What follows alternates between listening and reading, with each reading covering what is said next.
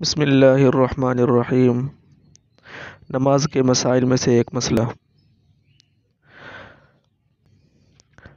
آج جس چیز کے متعلق مسئلہ بیان کیا جائے گا وہ یہ ہے کہ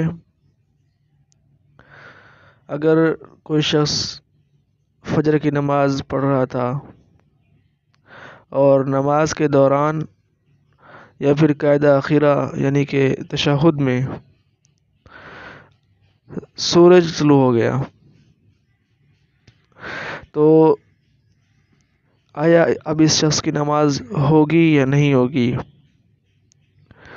تو اس بات کو اچھی طرح سمجھ لیں کہ اگر نماز کے دوران یا چاہے آخری قاعدہ ہی کیوں نہ ہو، اس میں اگر سورج طلوع ہو گیا، آج کل اس کا پتہ تو گھڑیوں کے ذریعے سے اچھی طرح معلوم ہو جاتا ہے، اس میں اچھی طرح ٹائم کا پتہ لگ جاتا ہے،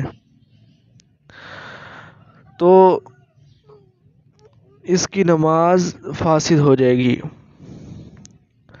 یعنی اگر نماز کے دوران یا پھر تشہد میں سورج طلوع ہو گیا تو اس کی نماز فاسد ہو جائے گی، اور جب یہ ٹائم چلا جائے گا جو مکروہ وقت ہے، جو کہ عموماً 12 منٹ ہوتا ہے، تو اس شخص کو اس مکروہ وقت کے جانے کے بعد دوبارہ نماز ادا کرنا لازم ہوگا۔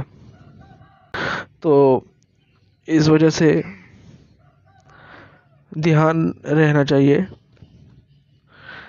کہ سورج نماز کے دوران طلوع نہ ہو جائے، اس سے پہلے ہی نماز ادا کر لینی چاہیے۔